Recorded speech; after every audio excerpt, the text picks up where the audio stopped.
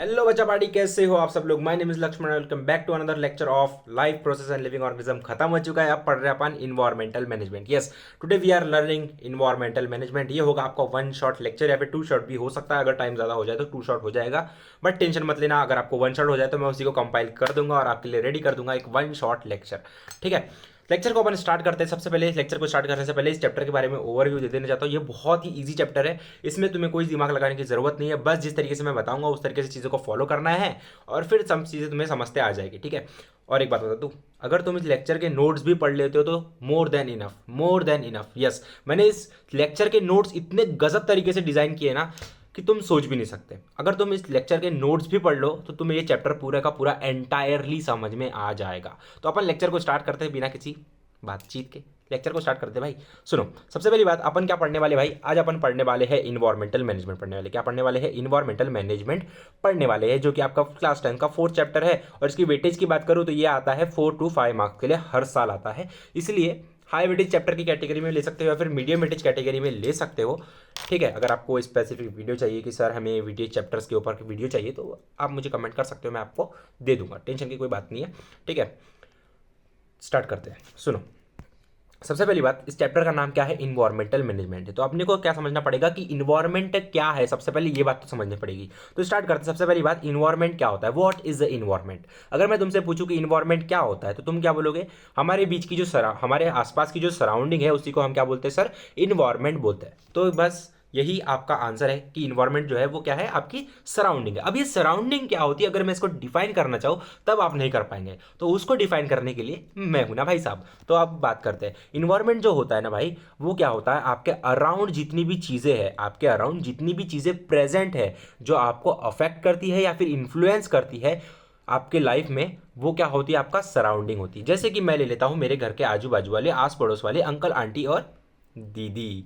ठीक है, तो वो क्या करती है मुझे, अगर मैं क्या कर रहा हूँ, छत पर एक्सरसाइज कर रहा हूँ, क्या कर रहा हूँ, छत पर एक्सरसाइज कर रहा हूँ, तो क्या आती है? वो दीदी आती है, या फिर बोल सकते हैं वो लड़की आती है, और उसको देखकर मेरा टेस्टोस्टेरोन जो है वो उबाल मारता है और मैं क्या करता हूँ, बहुत फास्टली एक्सरसाइज करने लगता हूँ। तो ये क्यों होता है? वो होता है मेरे सराउंडिंग की वजह से। यानी कि वो लड़की है जो है वो मुझे क्या कर रही है? अफेक्ट कर रही है, जिसकी वजह से क्या हो रहा है? मेरा टेस्टोस्टेरोन बढ़ रहा है और मैं क्या कर रहा हूँ? हर एक चीज़ क्या कर रहा हूँ? मैस्कुलिनिटी दिखाने के लिए, अपने अंदर की मैस्कुलिनिटी दिखाने के लिए, उसको मैं इंप्रेस करने के लिए अपने आप में चेंजेस ला रहा हूँ।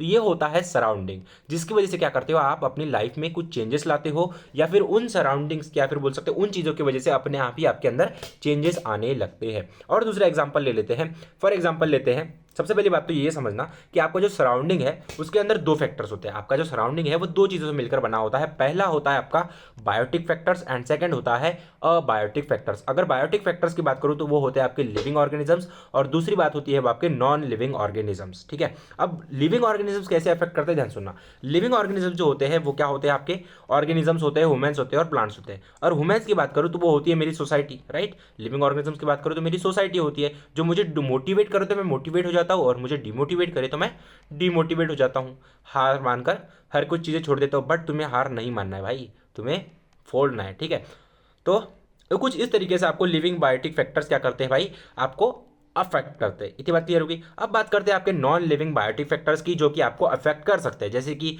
क्या होते हैं non living biotic factors? Air हो गया, वाटर हो गया, सॉइल हो गया, टेम्परेचर हो गया, लाइट हो गया, क्लाइमेट हो गया। ये सब चीज़ें क्या होती है? आपको अफेक्ट करती है कहीं ना कहीं। अब कैसे करती है, ध्यान से सुनना। अगर मैं बात करूँ, वन सेकेंड, अगर मैं बात करूँ तुम्हारे किसकी भाई, टेम्परेचर की, अगर मैं बात करूँ, सॉरी, क्लाइमेट की बात करूँ, तो क्लाइमेट कैसे करता है तुम्हें इफेक्ट? ध्यान सुनना। अगर कोई लड़का जो है जिसको क्या है पसंद है? ठंडी वाला टेम्परेचर पसंद है, या फिर बोल सकते हो ठंडी वाला मौसम प्रेजेंट पसंद है। अब क्या होता है, जैसे जैसे क्लाइमेट चेंज होता है तो क्या आती है? गर्मी आती है। और जब तुम वो लड़के को देखोगे जिसको ठंडी पसंद है, वो गर्मी में कैसा होता है? चिड़चिड़ा सा हो जाता है। कैसा हो जाता है? चिड़चिड़ा सा हो जाता है, क्योंकि उसे कंफर्टेबल महसूस नहीं होता। इसलिए कैसा हो जाता है? उसका जो टेम्परामेंट है वो क्या हो जाता है? चेंज हो जाता है, जिसके कारण उसकी लाइफ में अफेक्ट आने लगते हैं। कैसे होता है? अब वो ज़्यादा चिड़ेगा तो घर वालों से झगड़ा करेगा, और घर वालों से झगड़ा करेगा तो उसको बीच में ले जाके पेल दिया जाएगा। कुछ इस तरीके से होता है आपके लाइफ में अफेक्ट सराउंडिंग की वजह से। इतनी बात क्लियर होगी। तो सराउंडिंग भी क्लियर हो गया, इन्वायरमेंट भी क्लियर हो गया। इन्वायरमेंट ज़्यादा कुछ बड़ी चीज़ नहीं होती, वो हर एक चीज़ होती है जो आपको अफेक्ट करती है आपके लाइफ में, या फिर बोल सकते हो आपके लाइफ में इन्फ्लुएंस लाती है। जो भी आपके मोटिवेशनल स्पीकर्स है जो आपको इन्फ्लुएंस करते हैं, वो भी आपके इन्वायरमेंट का पार्ट है, या फिर बोल सकते हो आपके सराउंडिंग का पार्ट है। इतनी बात क्लियर होगी? Clear cut. अब बढ़ते आगे। अब यहाँ से मैं दो कंक्लूजन्स निकालता हूँ, यहाँ से मैं कुछ कंक्लूजन्स निकालता हूँ, ध्यान सुनना। जैसे कि मैंने तुम्हें बताया इन्वायरमेंट का मतलब क्या होता है, सराउंडिंग होता है। तो इसको मैं क्या लिख सकता हूँ, environment is equals to surrounding लिख सकता हूँ। यस, क्या लिख सकता हूँ मैं, environment is equals to surrounding लिख सकता हूँ। तो अब जैसे कि मुझे पता है सराउंडिंग जो है वो दो चीज़ों से मिलकर बनी होती है, abiotic factors and biotic factors. तो क्या मैं ये कह सकता हूँ जो मेरा इन्वायरमेंट है वो भी जो है वो अबायोटिक फैक्टर और बायोटिक फैक्टर से बना हुआ है? यस, मैं कह सकता हूँ। और अगर आपसे कोई पूछे कि भैया कि इन्वायरमेंट की डेफिनेशन क्या है, ज़रा हमें बताना, तो आप सिंपल सी कह सकते हो भाई जो इन्वायरमेंट ऑफ की डेफिनेशन है वो सेम है अपने सराउंडिंग की डेफिनेशन से।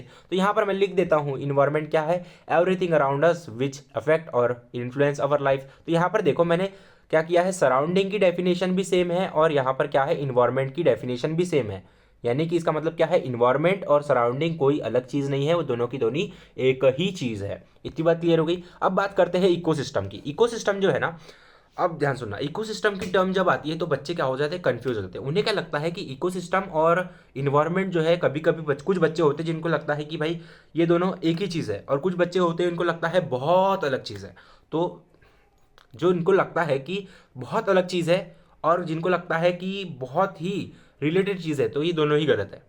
दोनों क्या है, ध्यान सुनना, इन्वायरमेंट और इकोसिस्टम जो है वो अलग अलग टर्म्स है बट रिलेटेड है। क्या है, अलग अलग टर्म्स है बट एक दूसरे से रिलेटेड है, जिसके कारण क्या होता है, अब मैं तुम्हें यहाँ पर क्या कराता हूँ, बच्चों को कंफ्यूजन क्रिएट होता है। अब वो उस कंफ्यूजन को क्लियर करने के लिए मैं तुम्हें क्या करता हूँ, यहाँ पर डिफरेंस बताता हूँ कि इन्वायरमेंट और इकोसिस्टम क्या होता है। इन्वायरमेंट जैसे कि मैंने तुम्हें बताया तुम्हारी सराउंडिंग होती है, जिसमें क्या होती है, कंडीशंस होती है, कंडीशन होती है जिसकी वजह से क्या होता है, ऑर्गेनिज्म जो होता है अपनी लाइफ को चेंज करते रहता है। ठीक है, और इन्वायरमेंट जो बनता है वो दो चीज़ से मिलकर बनता है, लिविंग ऑर्गेनिजम्स और नॉन लिविंग ऑर्गेनिजम्स, यानी कि बायोटिक फैक्टर्स और अबायोटिक फैक्टर से मिलकर अपना इन्वायरमेंट बनता है, या फिर बोल सकते हो सराउंडिंग बनता है। अब इकोसिस्टम क्या होता है, ध्यान सुनना।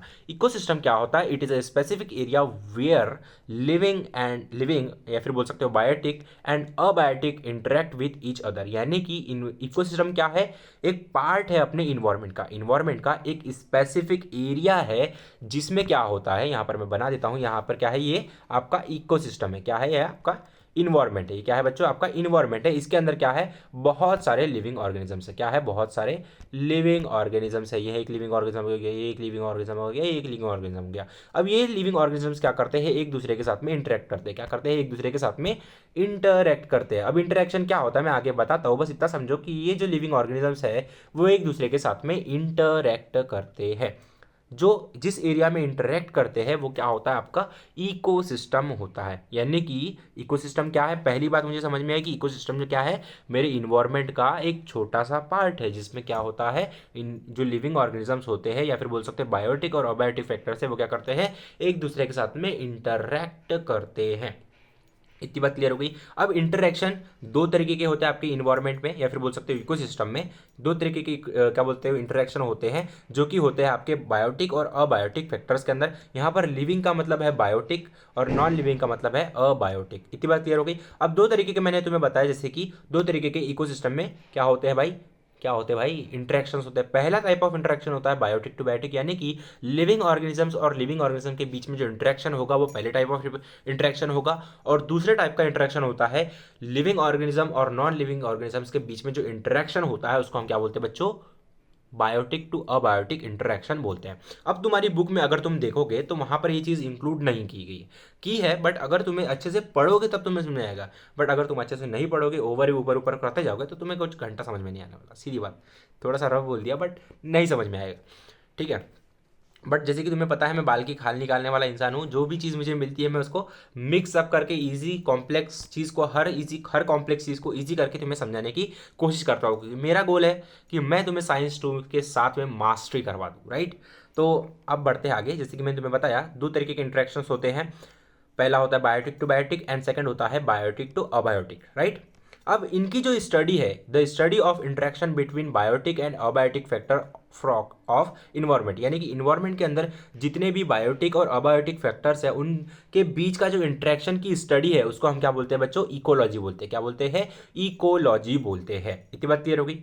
ये मतलब इकोलॉजी तुम्हारे बुक में यहाँ पर छोटा सा इंट्रोडक्शन दिया हुआ है इकोलॉजी के ऊपर, इसलिए मैंने यहाँ पर इंक्लूड कर दिया है कि अगर तुम्हारी बुक अगर तुम अच्छे से ना भी पढ़ो और नोट्स पढ़ो तो तुम्हें समझ में आ जाए। इतनी बात क्लियर हो गई। अब बात करते हैं पहले टाइप ऑफ इंट्रैक्शन की जिसको हम बोलते हैं बायोटिक टू बायोटिक, यानी कि लिविंग ऑर्गेनिज्म और लिविंग ऑर्गेनिजम्स के बीच में किस तरीके से इंटरेक्शन होता है। अब जैसे कि आप सभी को पता है बायोटिक का मतलब क्या होता है भाई, लिविंग ऑर्गेनिज्म होता है। क्या होता है बायोटिक का मतलब? बायोटिक का मतलब होता है सर लिविंग ऑर्गेनिज्म होता है। इतनी बात क्लियर हो गई। अब जैसे कि तुम सभी को पता है, कि जो अपना इकोसिस्टम है उसके अंदर बहुत सारे लिविंग ऑर्गेनिजम्स होंगे। अब इन्वायरमेंट के अंदर बहुत सारे लिविंग ऑर्गेनिजम्स है। अब इन्वायरमेंट के अंदर क्या है, बहुत सारे लिविंग ऑर्गेनिजम्स है, और इकोसिस्टम क्या है, उसका छोटा सा पार्ट है। तो छोटे से पार्ट के अंदर भी क्या होंगे, लिविंग ऑर्गेनिजम्स प्रेजेंट होंगे ही। तो जो आपका लिविंग ऑर्गेनिज्म है उसको मैं 3 कैटेगरी में डिवाइड कर सकता हूँ। पहली कैटेगरी आती है मेरी प्रोड्यूसर्स।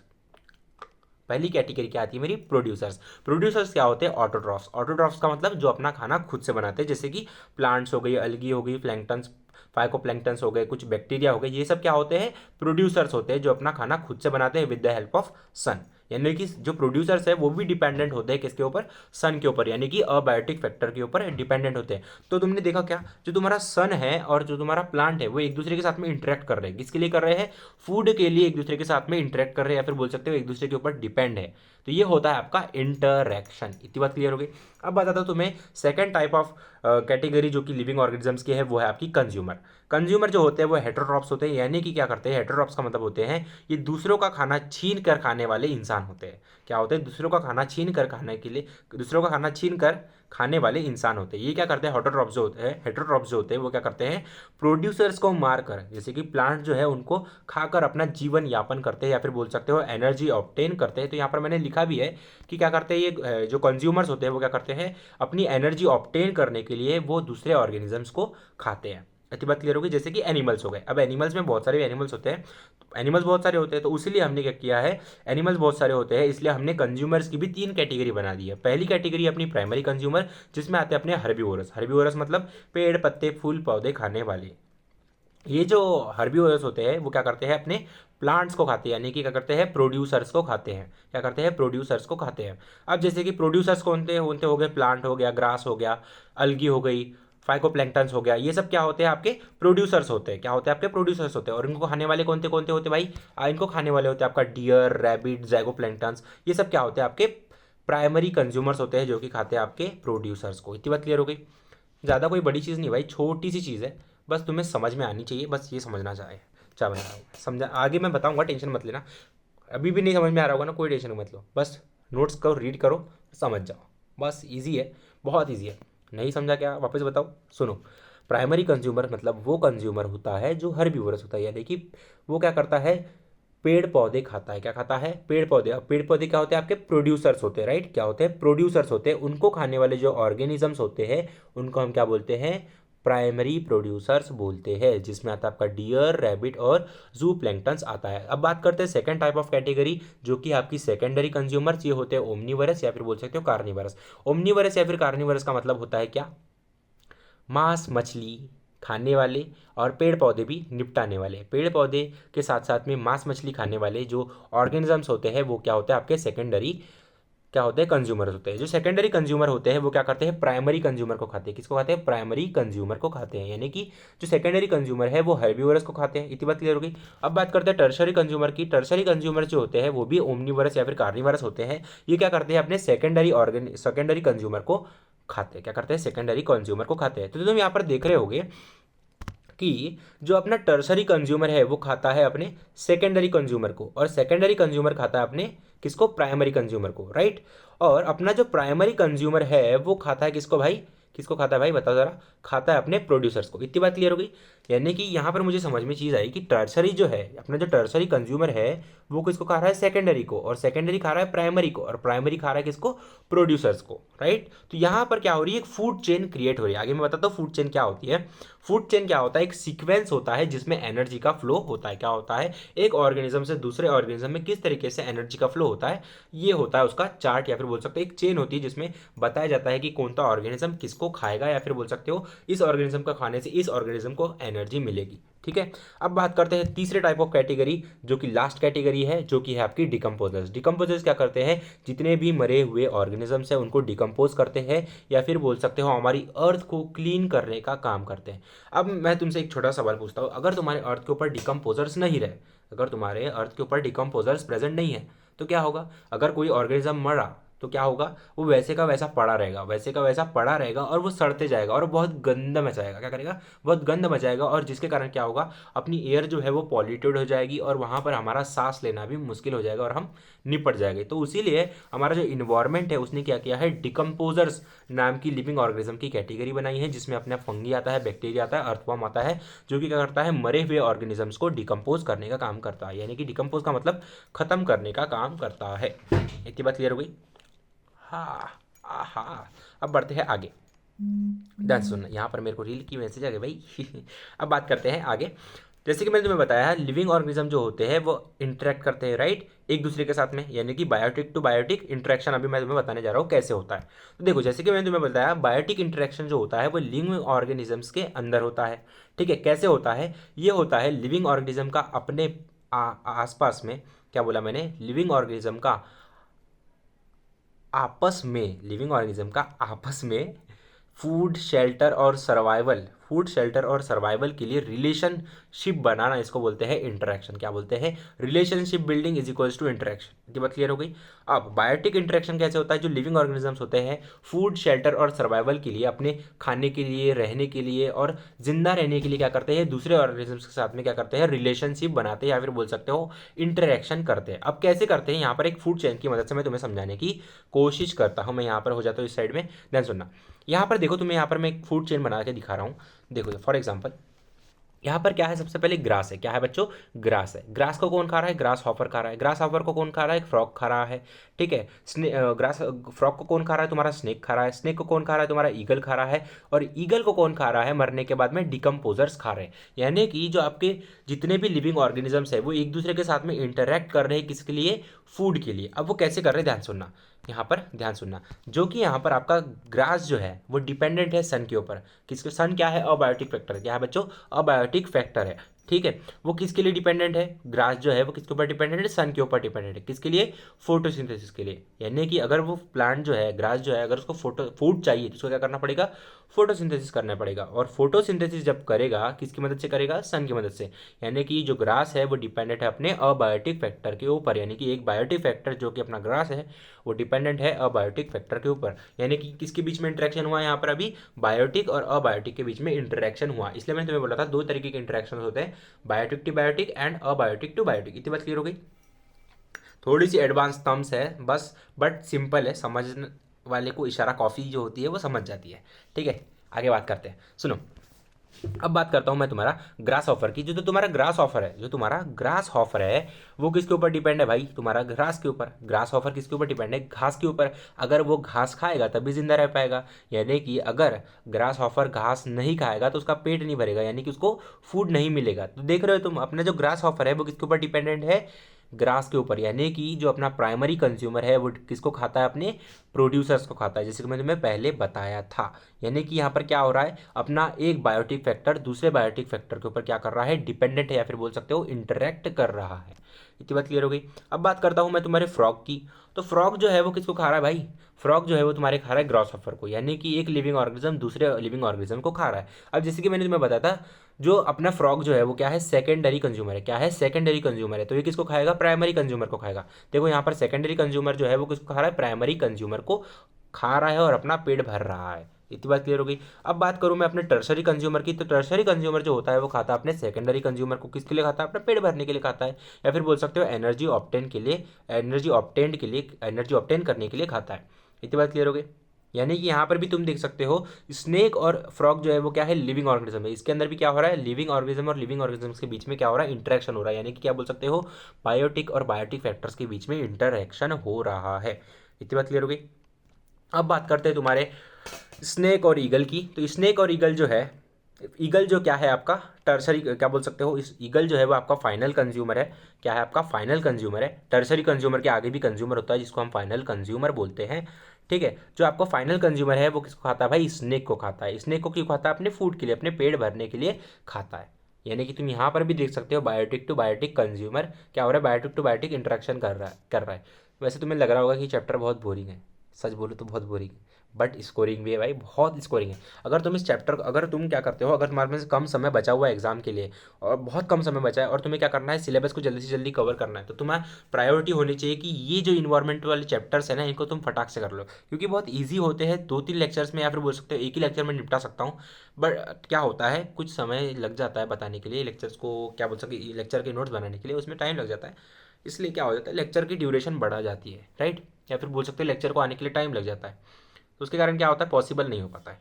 बट मैं ट्राई करूँगा कि आज का जो लेक्चर हो वन शॉट में निपटा दूँ मैं, ठीक है। बट अगर ना हो पाए तो इसके 2 पार्ट्स आएंगे, टेंशन मत लेना, ठीक है। समझ गया तुम्हें कि क्या होता है biotic to biotic interaction. Food chain का सिंपल सी डेफिनेशन होती है भाई, तुम्हारे एग्जाम में अगर तुम्हें लिखना हो या फिर पूछ ले तो ये लिख देना, सिंपल सी बात है। फूड चेन क्या होती है, एक लीनियर सीक्वेंस होता है जो कि शो करता है एनर्जी और न्यूट्रिएंट्स का मूव होना इकोसिस्टम में एक ऑर्गेनिज्म से दूसरे ऑर्गेनिज्म के अंदर, ठीक है। इस चैप्टर में मैं तुम्हें सच बोलूँ तो कुछ समझने वाली बात ही नहीं है। तुम 9th में जो पढ़ के आए हो ना, वही चीज़ तुम्हें 10th क्लास में पढ़ाई जा रही है। इसलिए मैं इस चैप्टर के ऊपर कोई भी बोर्ड, अगर मुझे डिटेल में समझाना होता तो तुम्हें देख रहा होगा पीछे बोर्ड है, वहाँ पर मैं तुम्हें कोई भी चीज़ डिटेल में पढ़ाता हूँ, राइट। मेरा पढ़ाने का स्टाइल तुम्हें पता है कि अगर मुझे कोई भी चीज़ डिटेल में पढ़ानी है तो मैं सहारा लेता हूँ डिजिटल, क्या बोलते हैं, व्हाइट बोर्ड का। मैं ऐसे डिजिटली नहीं पढ़ाना प्रेफर करता, क्योंकि मुझे पता है अगर मुझे बच्चे को अच्छे तरीके से पढ़ाना है तो मुझे उसे हर एक चीज़ मेरे को अपने हाथों से लिख कर बतानी होगी, राइट। तो अब बात करते हैं अपने नेक्स्ट टॉपिक की, जो कि है आपका ह्यूमन एग्जिस्टेंस के ऊपर। तो आपकी बुक जो है वो कहती है कि, वैसे तो बुक ही नहीं करती, अगर आपको दिमाग होगा तो आपको पता होगा नेचर के बिना अपना जो एग्जिस्टेंस है वो पॉसिबल है ही नहीं, राइट। अपना जो नेचर है उसके बिना अपन जिंदा रह ही नहीं सकते, राइट। और आप क्या कर रहे हैं, आज की तारीख में हम लोग क्या कर रहे हैं, अपने नेचर को कंटिन्यूसली डिस्ट्रॉय कर रहे हैं, जिसके कारण क्या हो रहा है, अपने जो आने वाली फ्यूचर है, यानी कि अपने जो आने वाले बच्चे हैं उनके लिए जो अपना नेचर है वो रिजर्व नहीं हो पाएगा। तो अपना काम बनता है कि अपन क्या करें, अपने नेचर को सेव करें, यानी कि क्या करें, अपने इन्वायरमेंट को कंजर्व करें। तो अब अपन पढ़ते हैं इन्वायरमेंटल कंजर्वेशन। अब यहाँ पर क्या हुआ, मैं एक सेकंड रुक जाओ, टाइम की ड्यूरेशन देख लूँ।